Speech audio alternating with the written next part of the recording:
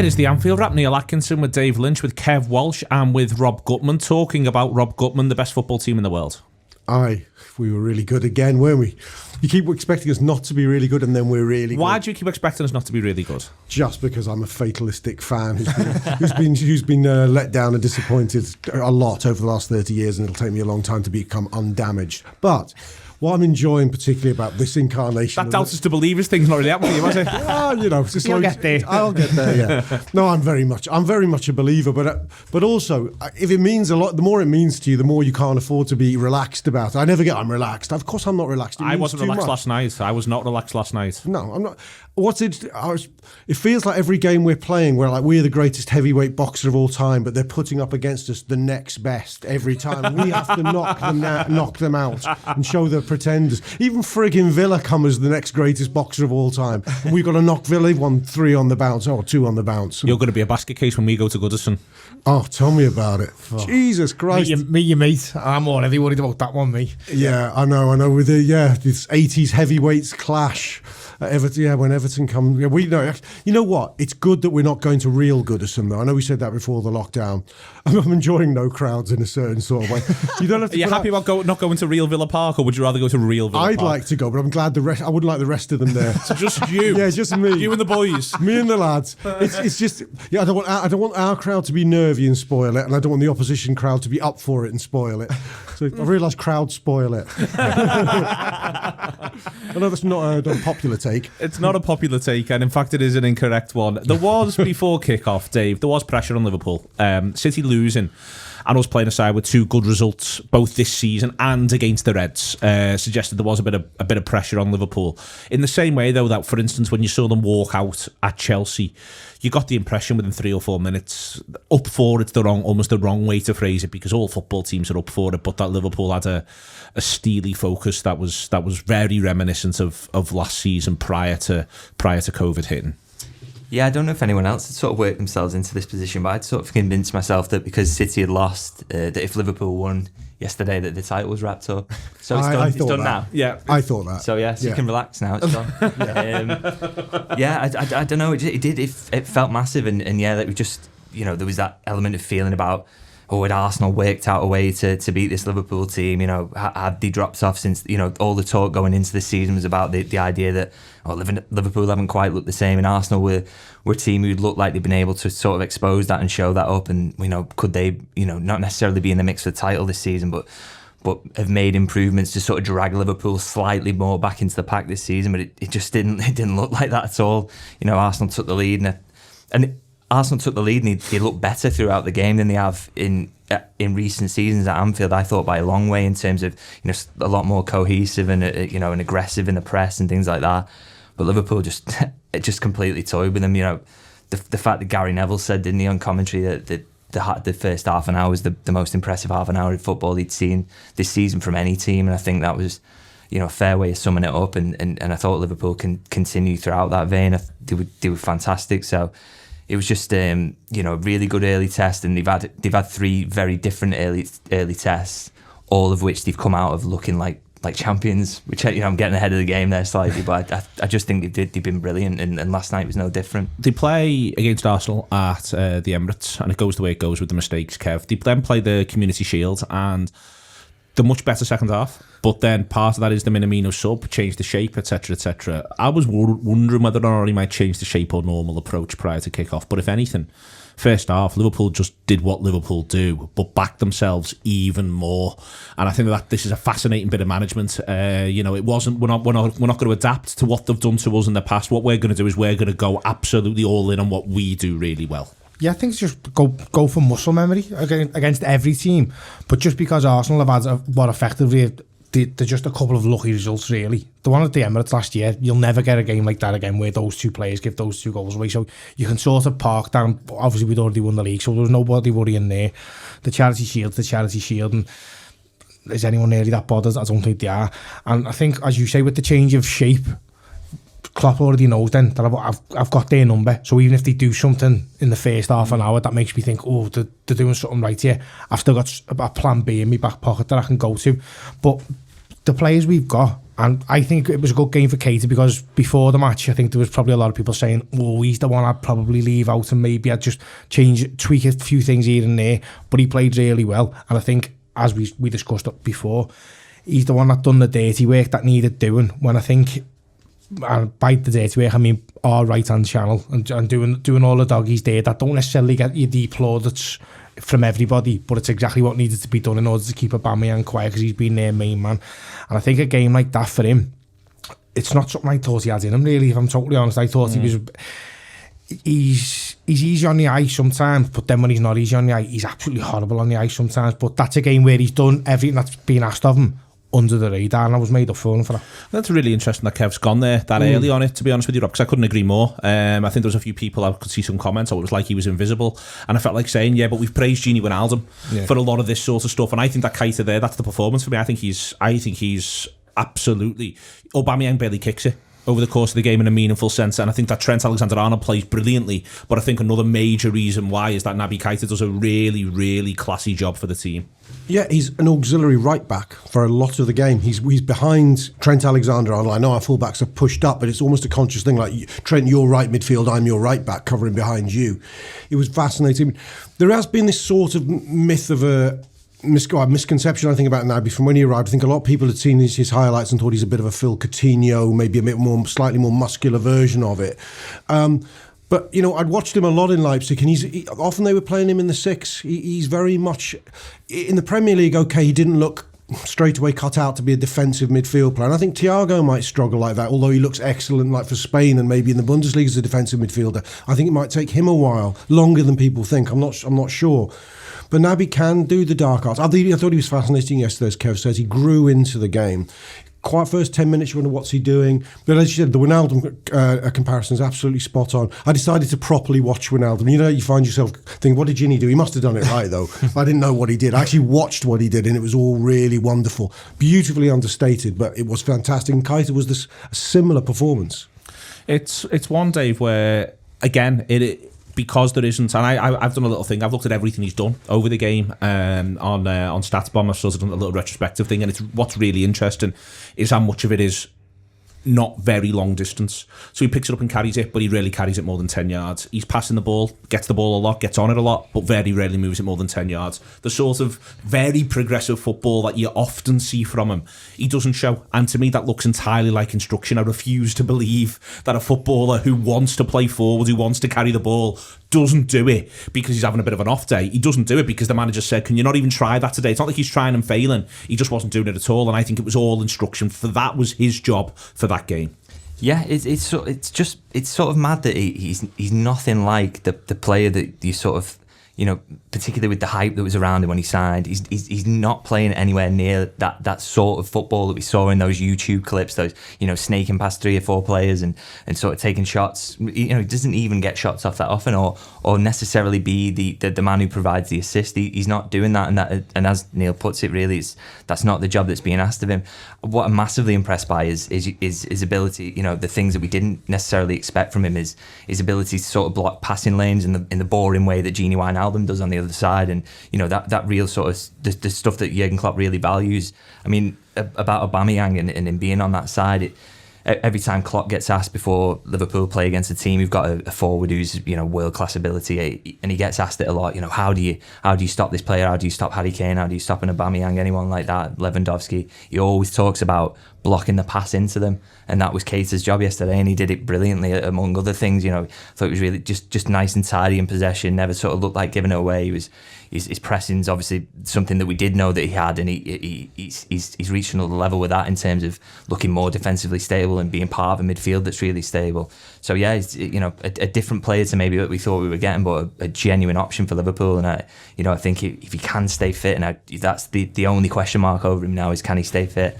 You know, the shirt's his at the moment. I think it's going to be hard to knock him out of that midfield. There's in the early exchanges, Kev. Firstly, they were all intense. No more so than Sadio Mane, who was amongst the most intense people you've seen in your whole life for the first 10-15 minutes. And it was mildly concerned. I think sense prevails in the early exchange with Tierney, but I wasn't half thinking, Jesus, Sadio, you look like a walking second yellow here for a few minutes, because he was clattering round. I said after 2.5 minutes when he got that first yellow, there's something up with him there. Ben Johnno put a great thing in his 5 things to watch. He's obviously been arguing with his beard before the match, and I thought, do you know what, you might be actually right there, because the first one he does is like, he just runs straight into the back of Bellerin, doesn't he? Just bundles him over, but the ball's not even anywhere near him. Then obviously he does the one where, and on first thought I thought he's going to go here for that. It looked like an elbow, and then obviously it was more of a hand to the face really, but it wasn't, you wouldn't say it was un-Sadio Mane, like, because he definitely got that in him, but 2 in the first 90 seconds, you're like, fucking hell, Sadio, give us a break here, mate, come on, let's get a goal first before we start all this. But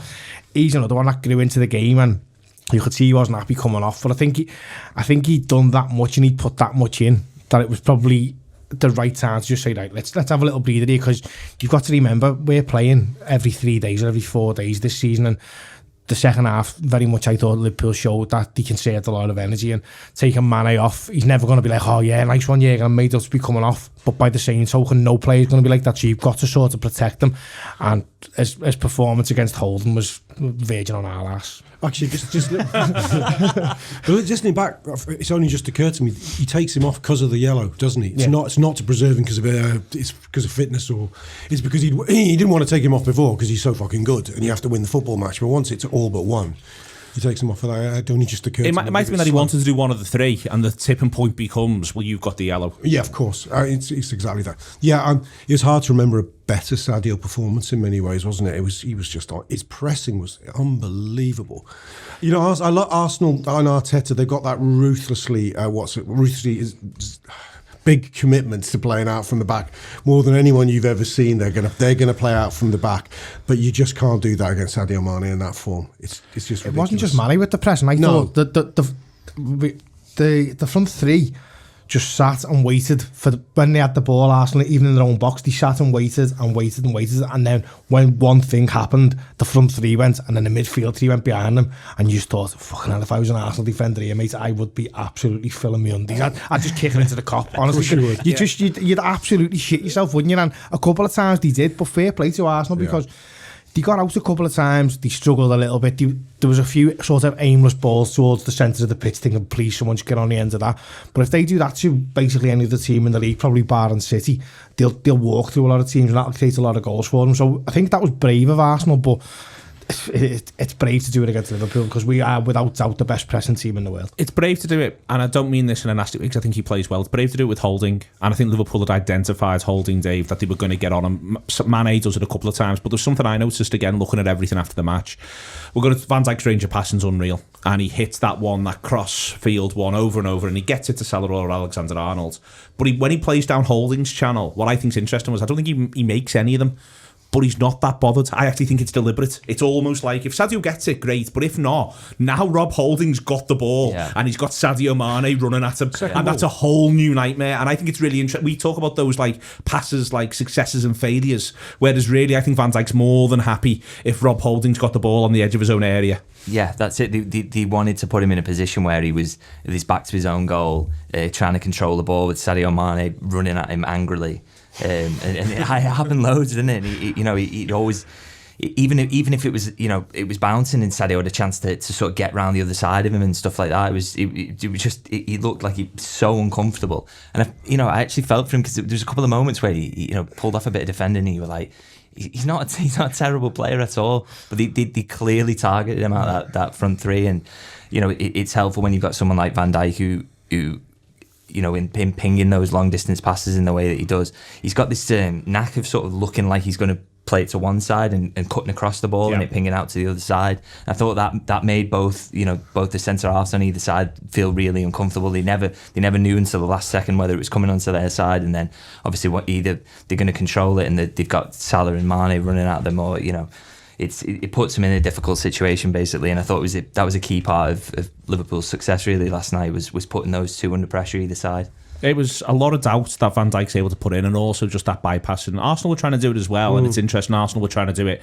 They break the press to a certain point, think they've sucked Liverpool, and look to go left all the time, and that's what they were trying to do. And in the end, that's where the goal comes from. Not as though it was some sort of lovely move, but it's why they get into where they get in, Rob. But with Liverpool, I just thought, it was this idea of, well, we're just going to bypass you, but also we're going to make the pitch enormous. And as Dave says, you don't know which way we're going to go. So not only is the pitch enormous, but you've got to worry about the size of the pitch on both sides. And this is how suddenly now we're going to stretch you and stretch you. Yeah, absolutely. It's a hell of a weapon, Van Dijk. We have had the peak of Gerrard and Alonso. We had that as a double weapon, and I used to annoy me slightly when people talked about Gerrard's Hollywood balls. I used to think that's not a Hollywood ball. That's getting you up the pitch and over through several lines of players.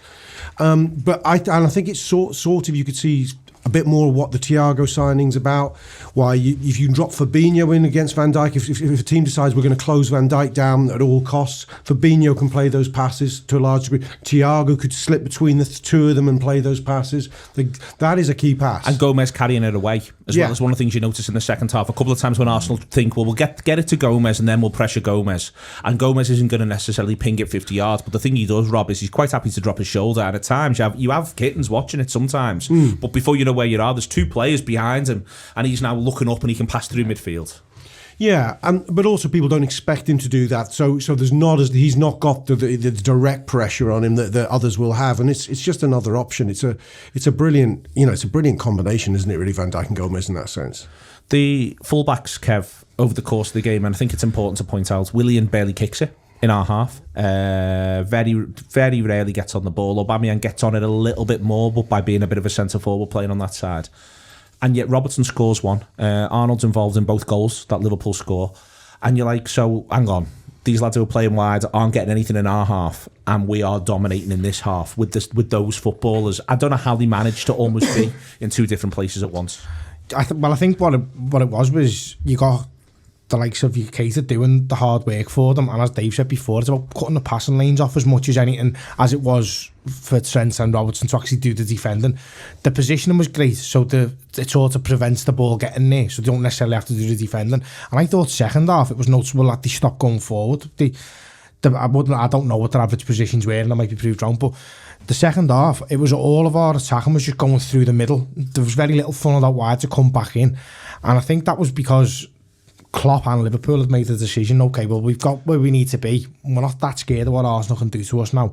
And if we do push forward, there is always the chance that ball, if it does break, one of the centre-halves can put the ball into that channel, and that's where we've been in trouble in the past. So I think it was just a yet another brilliant performance from the fullbacks, because they did what they needed to do first half, and they're the reason why we can go and absolutely overwhelm the team, because we've got an additional two attackers there that no other team has got. Some teams have got another one on one side, but it's easy to defend one on one side. You can't defend two going through there, and then with the players we've got in the middle as well. So yeah, as you say, another brilliant performance. Sense passing is unbelievable. Henderson doesn't play last night, Rob. What I noticed, I think, from more Liverpool players, I think Henderson's very good at it. But what I thought that a few others did, Trent does it, Fabinho does it, it's the percentage ball a little bit. And in the first half, when Liverpool were bang on top, it wasn't like there's one, I think in particular, that ends up coming out to Sadio Mane, where I think Trent just hits it first time and he's putting it in a Sadio Mane-esque area, but he's not trying to pick him out as such. But it is that idea of, you're going to be terrified by this, because the way it's going to arc down, it's going to cause chaos. I thought you saw Fabinho doing the same thing, and I think it's something which there's a lot of, when you watch a Arteta side or a Guardiola side, and there's other sides in a European football you watch, and what they're brilliant at is that precision over and over again. What I think Liverpool are actually really good at, and the front three are a massive part of it, but having the technique of someone like Trent is really important, is playing a really early good percentage ball that a player can fight for, and if you've got Sadio Mane or Mo Salah, probably win and pin someone. Yeah, if this Liverpool side can mix it, that's the asset. Klopp wants us to be masters of every art. He wants us to be a great set piece team. He wants us to be. We play precision 1-2s. I mean, you look at the liquid football of the goal against Chelsea last week. But the percentage, one of the first I know football phrases that Klopp learnt when he came here, and when he was just getting involved with our jargon, was second ball. and he's always referenced second ball, because second ball is everything. If you're a Gegen pressing team, you're all about the second ball, and if you can play a quality percentage ball, you'll just winning, because you're either the pace and danger of the ball because the percentage has worked out for you, it's created a chance, or if it doesn't, it's at least created panic, and it gives you that opportunity. Liverpool want to, as you were saying earlier with Holding, Liverpool want to lose the football. This is one thing they never want to say out loud. It's got to the stage last season, a few of us, I'm sure you were the same, that matches go, we've got a corner against us, this is our best chance. And you weren't joking. You got to a point you realised you weren't joking. It is a genuine chance, because we can come out from this, especially as teams have got deeper and deeper against us. And again, I noticed that I know we always reference, and I hate the fact that they're the marker and the benchmark on this one, but Ferguson's teams, when teams were deeper and deeper against them, they played a lot of percentage as well. That Beckham was the greatest percentage ball player I think I saw in that era, and we've got it now with Trent and others. There's something that happens within amongst all of that, Dave, where it is this idea of, you're going to drop deep, but we're actually going to force you further back.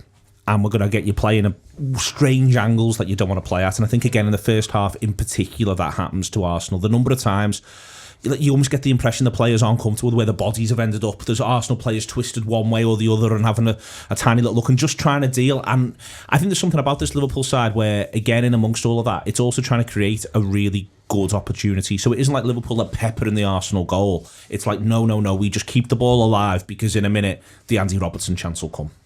Yeah, I think that the shout there about body position is interesting. If there's one small upside to sort of the no fans being in and being able to listen to what the managers and the players are saying, is that you realise how much body position is a trigger for the press. A moment where an Arsenal player takes the ball slightly side on and looks at uncomfortable is a moment where there's a shout, let's go. They know when, because you know what it feels like when you receive the ball in an uncomfortable position. They know that that's an important moment to press on.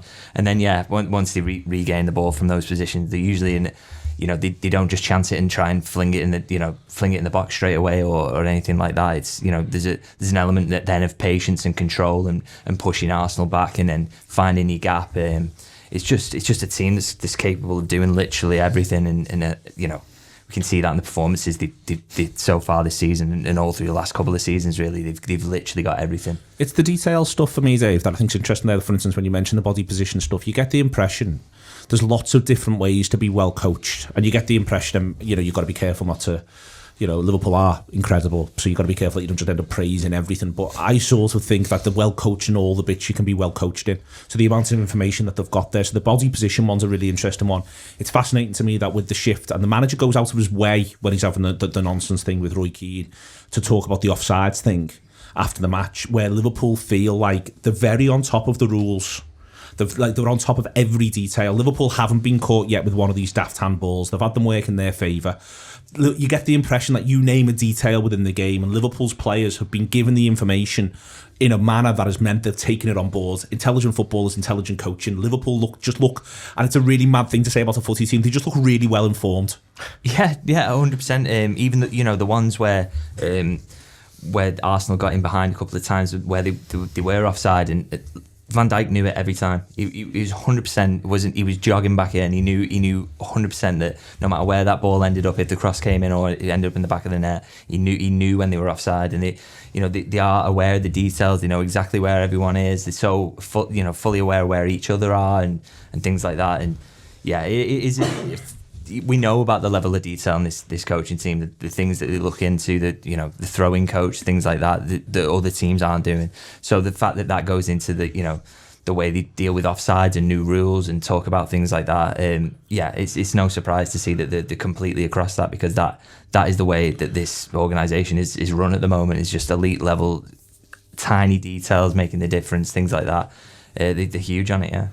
Sorry, just on that offside thing, it's interesting that, because this raised its head very beginning of last season in the Super Cup. Do you remember when Chelsea, Pulisic, I think in particular, ran through us quite a few times? And there was a sense around the game, like the commentary, Chelsea have really got in behind Liverpool. And Klopp was at pains afterwards to go, no, they didn't. We caught them offside. That's just the rule. And I thought at that moment, because you could tell at the early stage of last season, you'd probably stepped up another 5 or 7 yards on the previous season. We were really playing the offside law. and you thought, this is a key moment here. Do we begin to bottle this? Because psychologically, Klopp can say, and we can say, oh, we like it's the rule, but defenders do not like seeing people run beyond them, keepers making last-ditch saves. It feels real in that moment. It's a lived experience. But Klopp, I think, had the bottle to imbue in his men, do not look at the background noise. This is important. They're offside. It's all of his men as well, because there was a game last year where our last man was Divock Origi, and he done exactly the same thing as everybody else did when everyone stepped up. We held the line perfectly, and that goes to show you. It's easy saying to Virgil van Dijk and Joe Gomez, listen, you're going to play 50 games with centre-half, this is what you need to do. It's a lot more difficult to say to Divock Origi, who's not used to playing offside, he's used to trying to fight against it. This is what I want you to do, and you've got to do it perfectly, because if you're the one that holds this up, you're going to be in trouble.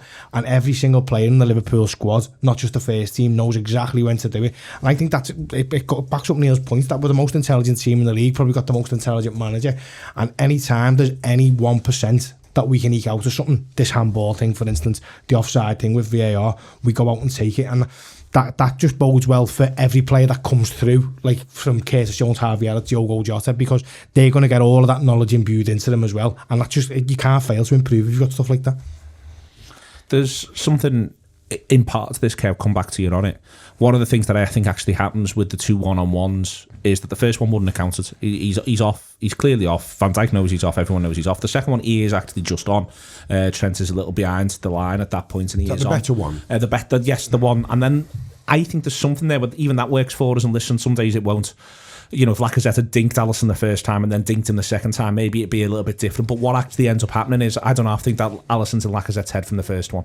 That when he gets through the second time, because Lacazette hasn't almost switched his brain back to going, well, that doesn't count anyway. You would have been offside. It doesn't count anyway. The next one's a new day. Instead, it's like he goes and it's like, oh, it's this fella again. And I think it's really interesting how that ends up working for Liverpool. When we talk about that attention to detail stuff, yes, there's a bit of this which is accidental, but my word, it's tremendous goalkeeping on both occasions. Alisson's got every single striker, not just in the league but in the world, thinking that exact same thing. That's why we often mention it on shows that every goal that goes in against Liverpool seems to have to be either an absolute cock-up like we've had yesterday with Andy Robbo, but if it's a striker going to score, they have to try and postage stamp it. And if your percentage is like 5% of the goal, you're going to miss a lot of chances, because you don't need to actually put it there. And as you said there, it's because he's in strikers' heads. Strikers run through and think, oh my God, how am I going to get past this absolute monster? And he's no bigger than Simon Mignolet was. He's just better at positioning himself, and it's all about his footwork. I keep saying it. He makes saves that he doesn't even have to dive for. Sometimes the other goalkeepers have to throw themselves at, because his footwork is absolutely perfect. And when he comes out yesterday, the two chances, the one where he tries to dink him, I think Lacazette is probably half thinking I am offside here, so it was a bit of a team effort anyway. But even though the second one, Lacazette is thinking, what am I going to do with this? Where if it was any other goalkeeper in the world, he'd have gone, easy, this, the goalkeeper's all the way out here and I'm going to score. But because it's him, he sort of gets caught in two minds. He doesn't put it low, he doesn't put it high, and in the end it's a decent save for Alisson to me. Yeah, I think Carragher after makes the Demba Ba comparison with Mignolet, doesn't he? Which is a bit harsh, I think, but I'm up for that comparison. Always will never stop blaming Mignolet for letting in a reasonable goal. But you know, you're absolutely right. I didn't realise, is Alisson not bigger than Mignolet? It feels like he's a good 30-40% bigger. No. Just his arms, his legs, his head. Same size. The beard. Yeah, it does. You know, you look at him and I hate, you know, it's a cliche comparison, the Schmeichel making yourself big thing, but he does feel a big presence. You think, you know, if in your mind's eye you transpose Loris Karius in there, even take away Loris Karius's faults, he's just a spindlier man. You know what I mean? And I feel he just doesn't feel spindly. He just feels like he's a big. He feels like a Grizzlies run on the pitch and standing in the way, and you don't know what to do. He just is very big. And he doesn't. But then again, you look at him in ordinarily, and you go, he's not a heavy. It's not like he's bulky, but it's mad. They get that chance, the one that's offside, then there's the one that pretty close afterwards, and then I think Dave, Liverpool in that second half battened down the hatches. Mane has the pirouetted attempt up the other end, Liverpool then.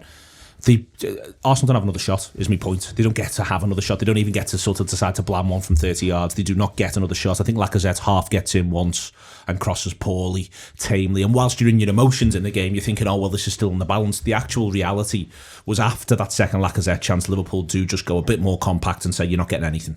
That's it. Liverpool, they don't let the offside chance get in the head, because they completely attuned to sort of just blanking those out. But they also don't even let the one that was legitimately onside getting ahead either, and it was just sort of almost use that to sort of say, wake up, right? Like, come on, let's see this out. It'd be an absolute travesty if Arsenal had got anything out of that game, to be honest, because Liverpool was so dominant, even though the scoreline was so close for so long. And yeah, I just think Liverpool upped it, but in a different way to what we'd seen throughout the match. I thought Liverpool were more sort of dominant in a different way towards the back end of that match. They're very sensible about managing game state, aren't they? They know. I've spoken to Pep Linders about this in the past, about what they do when they're up later in games. It's more passes to try and make the goal rather than the short and sharp stuff that they do early on when they're trying to get ahead. We just saw a lot more of that, and just a real control of Arsenal. They couldn't get near. You saw Liverpool a lot more having the ball amongst the centre halves and just playing it into the number 6 position and back again and back to the goalkeeper. It's just another element of football that they've mastered over the last couple of seasons. Complete ability to take the sting out of the game whenever they need to. I thought it was interesting on about 60-61 that Liverpool were prepared to take that result and protect it. I think they showed Arsenal the right amount of respect. I don't know if they were talking just after the incident with Lacazette's chances, but there was a point at which we're going, they're not the rubbish Arsenal of last year where you could have got 4 or 5 absolute gilt-edged ones on the break. Oh, they kept going at them in past seasons, weren't they? 100%. Yeah, you'd have gone. We got them here. They're a bottom half of the table team. Effectively, you're going to win 4 or 5-1. You're better off putting it to bed. Here we do think we can get this next goal, but the priority is not to concede the next goal, and I thought that was really mature. Yeah, I think that helps as well with the thought of playing every 3 or 4 days. You can rest in possession, can't you? As you said there, Dave, about the centre half passing to the number 6, the number 6 passing it back. And if you do that for 30 or 40 seconds, no one's really moving.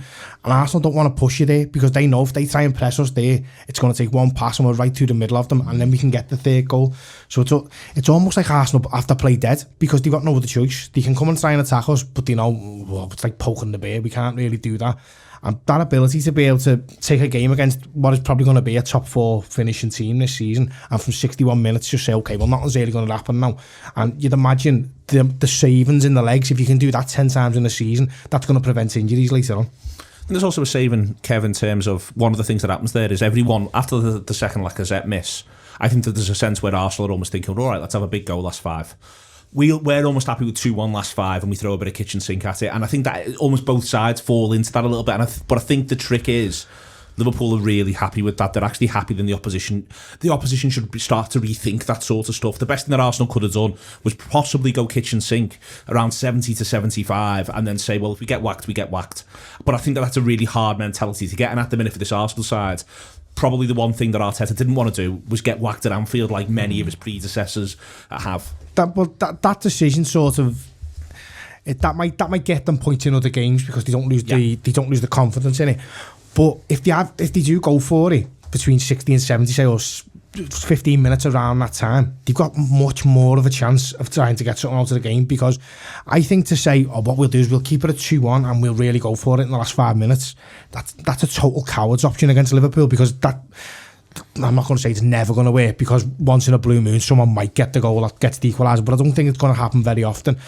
And also there's a chance Liverpool make it 3-1, which is what happens. Not just a chance, that's inevitable. I think if you go kitchen sink against Liverpool and we're winning 2-1, you better score your first chance, mate, because otherwise you're going to be in some serious trouble. And I think if he really wanted to go for a point, the middle of the second half, where it sort of calmed down a little bit and we were trying to take total control of the game, was the time to have a go at it. Because if you do it then, and as you say, if you get whacked, you get whacked.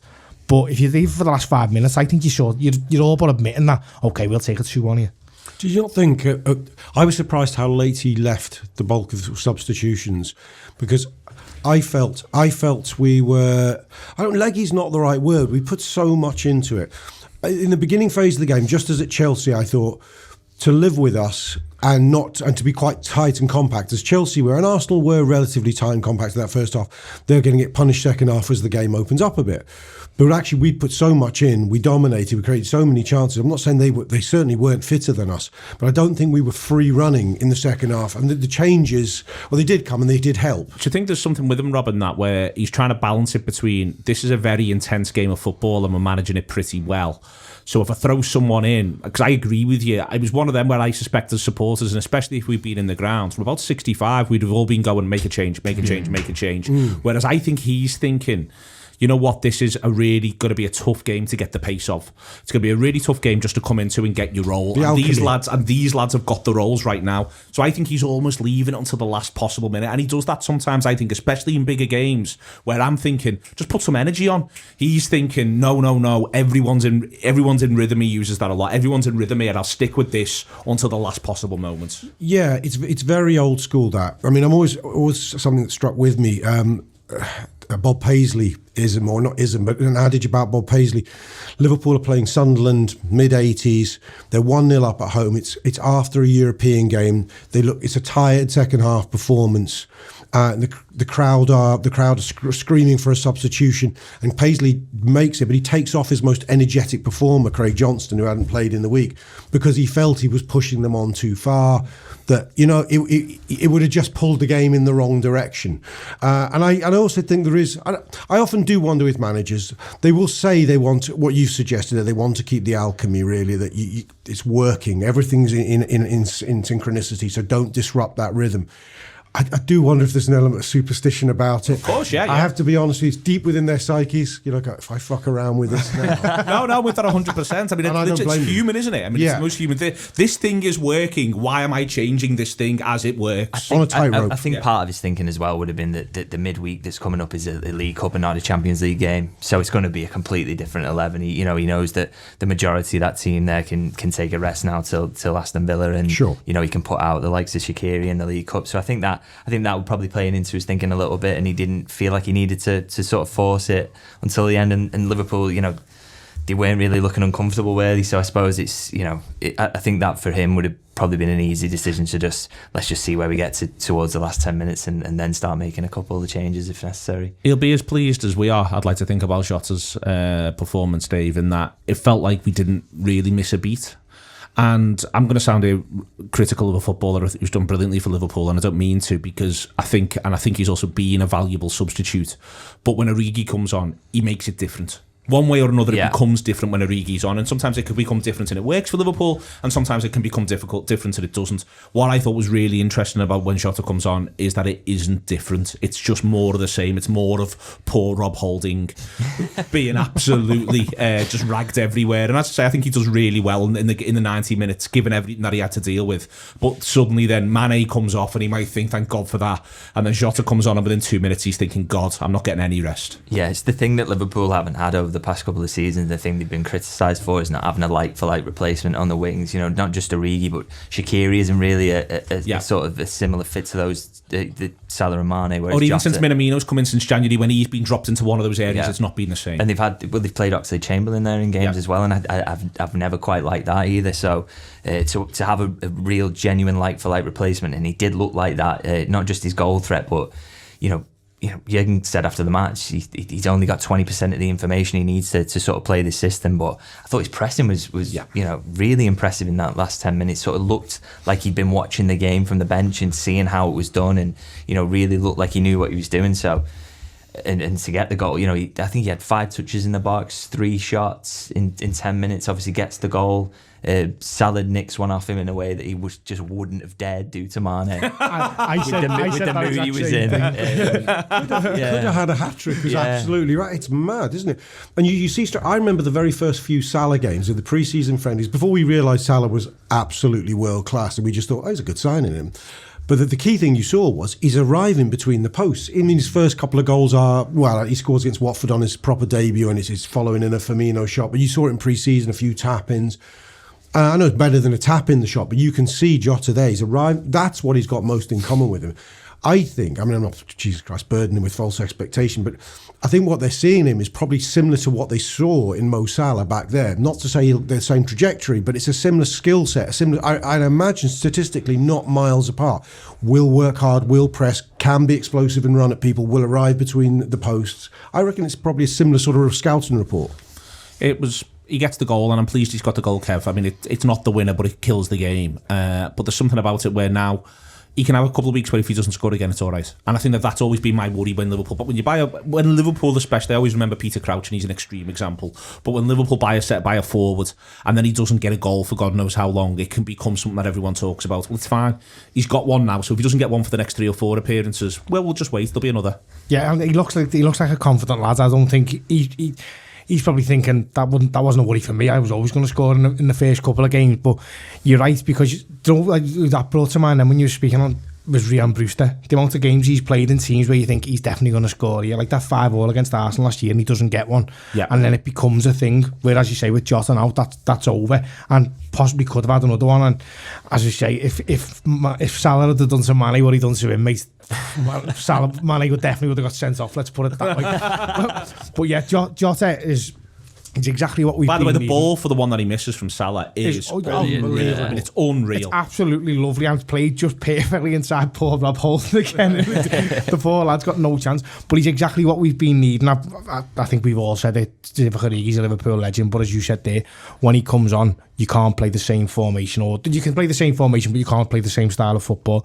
With Diogo Jota, he's going to be able to go and play in that front three, probably in the two positions that aren't Firmino's, and do the job for you that you need to do. And sometimes that's all we need to just, when it's not working for Mane or it's not working for Salah, which is rare, but you can put someone else in there and it's just a little different spark. I think he's a great time. Praise the front three, all of them. Firmino's movements is electric throughout, Rob. Mane, remarkably intense, gets the goal. Salah, range of passing in there. Just last little thing, we've done Keita, but I do want to say Fabinho, to me, was integral first half. He set that tone brilliantly. And then Wijnaldum, I thought, was terrific second. I thought he grew and grew into the game and was pretty close to electrifying, I felt, in the second half. The number of times he was the most dynamic, the most aggressive. I think it was an interesting pacing of both of those performances. Yeah, they're different, but they're both incredible assets to us. Fabinho's, I'm loath to say he's a strange footballer, but what I mean in suggesting it is that when he's off the boil, he can look can dip quite substantially. But when he's on it, he's suddenly, he's fucking world class. Why isn't he Brazil's first pick? He's incredible, and I thought he was at times incredible last night. Wijnaldum, I totally agree with you.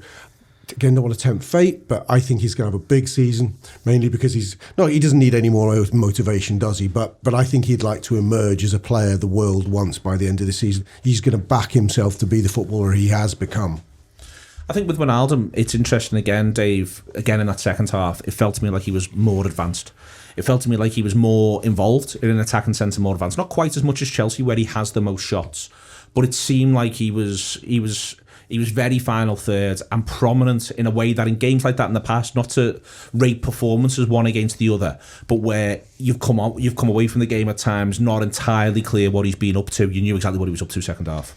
Yeah, without a doubt. It's funny that seems to be a thing this season.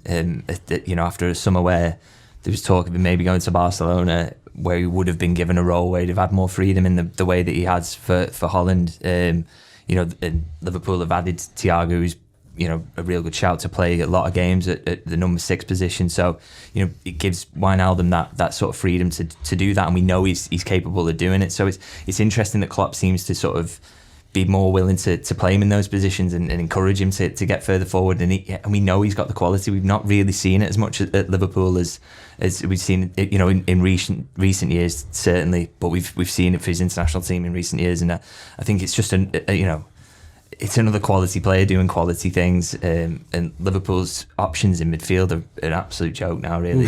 When you see Fabinho at Chelsea playing like he did at centre half, and then you're almost thinking, maybe he is an option there. He's, maybe more than fourth choice in that position. But then in midfield yesterday, just incredible, so dominant, physically so good on the ball, so good in tight spaces, knows where everyone is, knows when he's getting pressed. It's like, what does Liverpool's first choice midfield look like anymore? It's really hard to pick it, isn't it? Because you go, Thiago and Henderson would be a good start in picking a midfield three, wouldn't they? A really good start. It is really, really crazy. It's funny how it's the Thiago sort of it feels like it's gilded the lily. Do you know what I mean? Yeah. It was a good midfield, but the word used around football would be it's a workman-like midfield, damning it with faint praise. I don't know, somehow Thiago creates an aura of respect for the rest of them. Do you know what I mean? Yeah. Thiago respects playing Even those though guys. he wasn't there yesterday. Yeah, he wasn't. I don't know. Maybe I'm kidding myself, but it feels like that to me. Yeah. And I think There's- football sense it like that. There's sort of an aspect of that, but the other one that's an aspect of that which brings us on to Arsenal on Thursday is also Curtis Jones, Rob. And that's, Jesus, yeah. That's the next phase of this, which is that Jones doesn't get on yesterday, and I suspect if Liverpool had made it 3 earlier, he actually might have done. The manager might have gone for Jones rather than Milner. Whilst it's a 2-1, he goes for Milner, and that's perfectly sensible. But who do we think we're getting on Thursday? What's your Liverpool team? Because I was trying to pick it before. It's tough. Go on. Yeah, it is tough. It's really tough. I started with the names who he feels duty bound and wants to pick in the League Cup.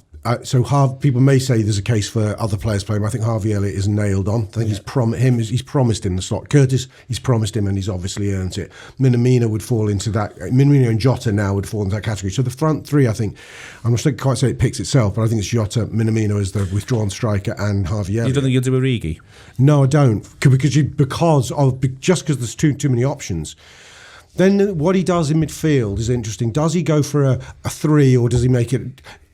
You could say, I'm thinking Milner and Jones are my first two, and I think he might go Grujic again out of respect for the fact that Arsenal's team will be no slouches despite being a second team. So I think Shaqiri and Origi will miss out as starters. The defence is the one that's confusing. Okay, anyway, we can all pick the full-backs, but centre-back, I think he might surprise again. He might pick Gomez and Fabinho. I think he might just pick the two of them, looking to win the game and get one of them off.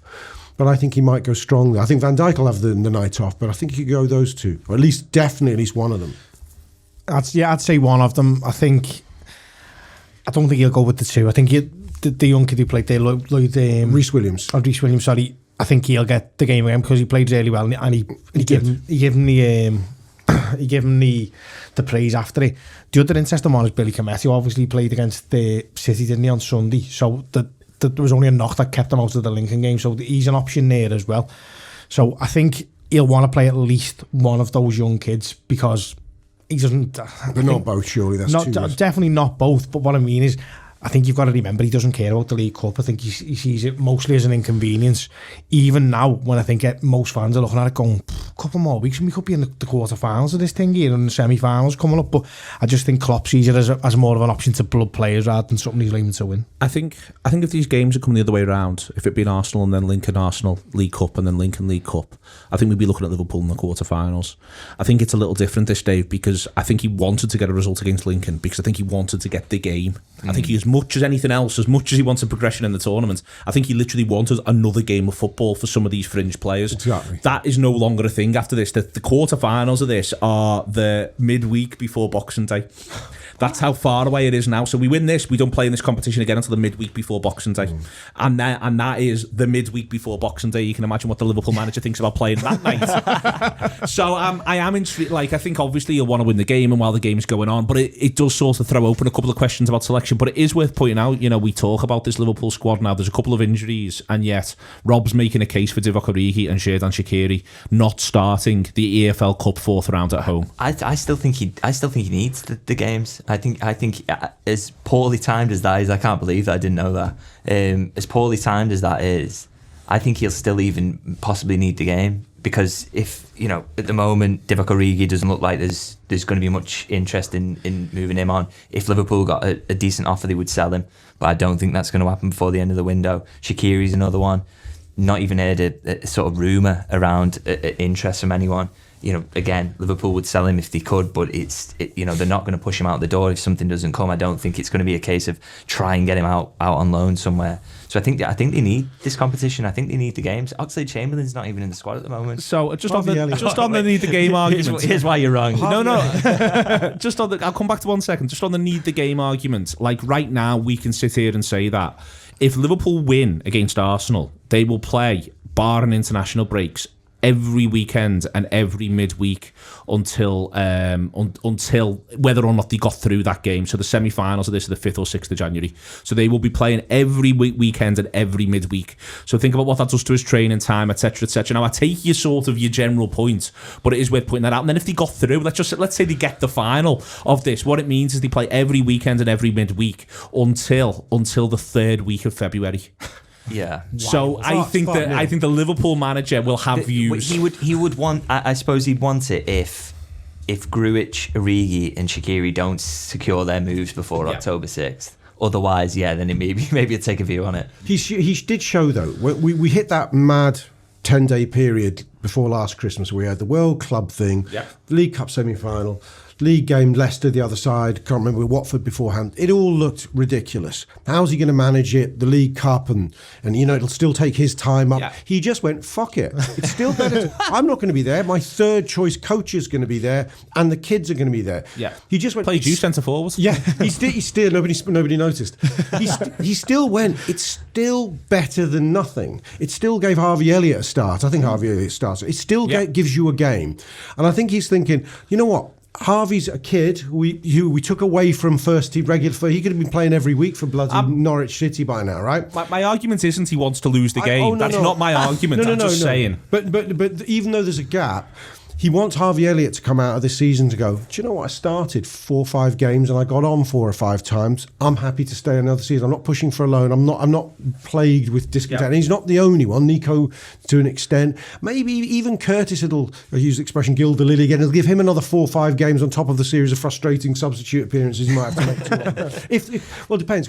Curtis is a really important case in point. Curtis is banging on that door, but he's banging against the 5 glorious midfielders we talked about. And if we don't have injuries, it's really hard for him. The League Cup is arguably Curtis's only guaranteed starts this season. I really disagree with that. I really, because we're gonna play it from when we play Everton to when we play City.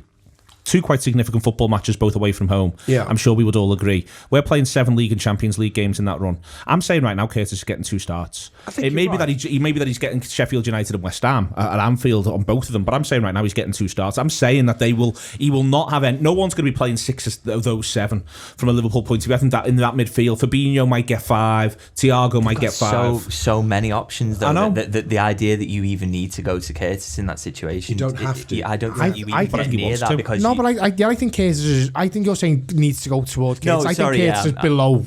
I think Oxlade-Chamberlain's below Curtis. I agree with that. So I think Curtis is not only knocking on the door. I think once he gets a game as well, I think he's got his feet up. But once he gets a game, he's not. It's exactly like you said before about Cater having a shirt now, and you've got to dislodge him. Curtis Jones is going to be like, well, listen, I was fucking brilliant, and I want to play again. So get someone to take the shirt off me if that's the case. I agree with Neil. I think Curtis Jones has got not only starts but goals in him as well. He's going to play of the season with me. I think he's a great player. The conversation we're going to have around Curtis Jones, and I hope we're going to have loads, is just where you play him and what the team sets up. I think you're going to end up saying, are we actually building the team around Curtis Jones here?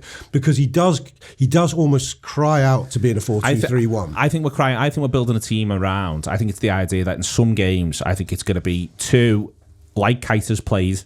So there's going to be, I think it's going to be 2 of Henderson, Keita, Fabinho, and Thiago. 2 of them, and then it's going to be 1 of Jones, Wijnaldum, and Oxlade-Chamberlain. All right, yeah. And that's how he's going to break it down. And Milner to do a bit of both and a lot of work from the bench, a lot of coming on last 15s, last 20s, and doing bits and pieces within there. And then that's the direction I think they're going to go in. Putting Wijnaldum in that bracket though is interesting because he was the midfielder who played the most last season. And the one who played the deepest as well. Yeah. But I think where they've ended up is that's why I think it's interesting he's further forward again. Yeah. And I think that's where he's going to end up. But it might be that, listen, I'm doing that like it's hard and fast. I don't think it is. But that's sort of where I think they'll go and then adapt as and when people get knocks. Because I think the other thing is, I don't think anyone's playing in the heart of that Liverpool midfield, apart from possibly Manchester City away, and we'll see what the Champions League group brings us. But apart from Manchester City away, if they're not 100%, I think that what the options gives you is the idea. Don't worry about it. You just put your feet up for this one. That's fine. You rest. You recuperate. We need you spot on for November and December. The other lads can play. I think the interesting thing is, say we hadn't had the pandemic and someone like Jadon Sancho had been affordable. Jadon Sancho wouldn't be arriving to do little bit cameos like Jota maybe have to prepare to do.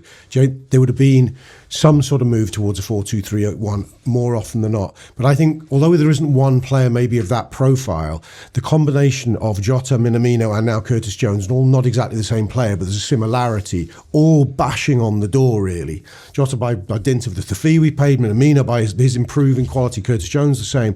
You kind of think, we've got to find a way to get one of these lads in starting fairly regularly. I know you're right, you're absolutely right with the repetition of games, they should get games. But it sort of goes beyond that. You almost feel you need to get one of them into your first choice 11. Well, you don't buy 3 of them, or you don't. Well, we bought 2 and we're developing another one. You don't buy the 2 and have one coming through if that's not your plan overall, is it? It's not an accident that we've managed to get 3 players who were pushing for the first team in that very position. So we're all 10s of sorts. Yeah, so it's obvious that Klopp that's the way he's going to go, and it's. Don't forget, he lost the number 10 in Coutinho and never replaced him. And I think originally he was going to replace him with Fekir, wasn't he? Then he realised we don't really need to do that anymore. And I think now it's just another development in the team. He's thinking, a number 10 is going to be in the next couple of seasons something that we need to go for. So I'd be very surprised if we don't start seeing at least one of those starting on a regular cadence, because otherwise, why have we got 3 of them? I think we will see them. Are we going to beat Arsenal? On Thursday? Yeah, why not? We wouldn't get them, don't we? That's what we do. We're going to beat Arsenal?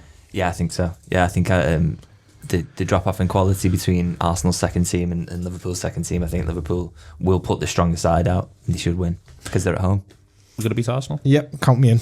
Count you in for beating Arsenal. Yep. You're all in. Just for information's sake, Arsenal side for the League Cup game against Leicester, they did put Leno in goal. It was a pretty strong Arsenal side. I'll run it through for you. It was Leno in goal, Rob Holding, Luiz, Kolasinac, Maitland-Niles, Willock, El Neni, Saka, Pepe, Nketiah and Nelson. So they may well be a bit stronger than the idea that they make a number of changes. I think it'll be a really, really good game of football, but then so was the one on Monday night. Thank you very much for listening to the Anfield Wrap this week. We'll be back with the Weekender.